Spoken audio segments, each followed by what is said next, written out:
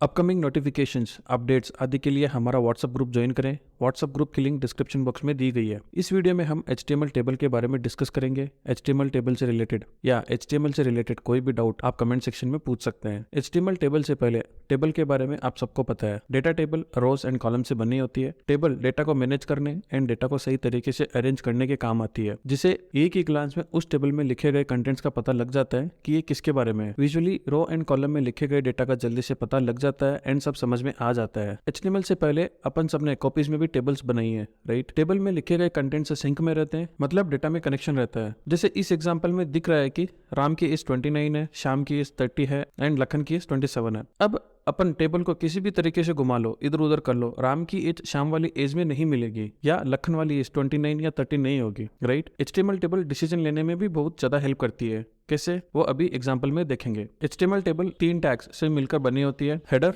Body and footer. Header में table के columns लिखे जाते हैं। बेसिकली कॉलम्स की हेडिंग लिखी जाती है। हेडिंग लिखने के लिए TH टेबल हेडर टैग का यूज किया जाता है। बॉडी में टेबल के कंटेंट्स लिखे जाते हैं, जैसे स्टूडेंट इन्फो, एम्प्लॉय इन्फो या कोई प्रोडक्ट की जानकारी। Contents in the sense table rows. Row लिखने के लिए टेबल रो TR टैग का यूज किया जाता है। कॉलम्स को एक्सटेंड भी किया जा सकता है, जैसे 2 कॉलम को मिलाकर एक कॉलम भी बनाया जा सकता है। ये सब नीड बेसिस या रिक्वायरमेंट के अनुसार होता है। फुटर में टेबल बॉडी की समरी लिखी जा सकती है, जैसे किसी का टोटल लिखना हो तो T फुट में लिखा जा सकता है। इसका फायदा ये है कि नाम की तरह ये टेबल के सबसे नीचे अपीयर होता है। सो अब तक ये एक थ्योरिकल सेशन था। प्रैक्टिकल में HTML टेबल को देखते हैं। उससे पहले ये ध्यान रखें कि HTML टेबल टैग से शुरू होती है। Header, body and footer table tag के अंदर ही लिखे जाते हैं। हेडर, बॉडी, फुटर के क्लोज टैग भी होते हैं, ये एम्प्टी एलिमेंट्स नहीं होते हैं। HTML की इस टेबल में टाटा कंपनी की कार्स को देखते हैं। टेबल टैग से शुरू करते हुए अपन एम्प्टी टेबल बना लेते हैं। ये एक टेबल का बेसिक स्ट्रक्चर है।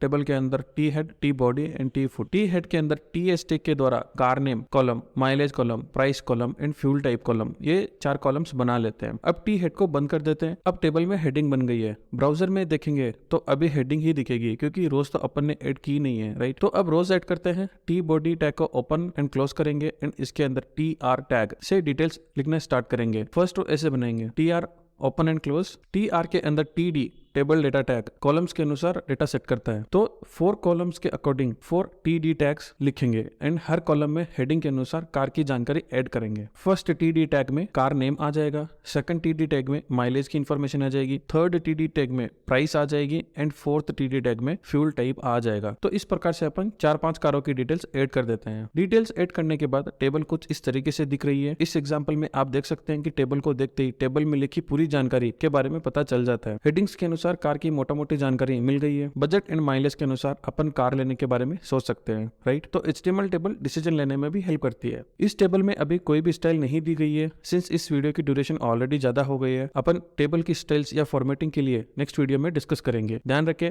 टेबल बहुत ही ज्यादा जरूरी होती है डेटा मैनेजमेंट के लिए, इसलिए टेबल टैग को तसल्ली से सीखे। कोई भी डाउट के लिए आप कमेंट बॉक्स में या व्हाट्सएप ग्रुप में पूछ सकते हैं। Stopping this video now, signing off.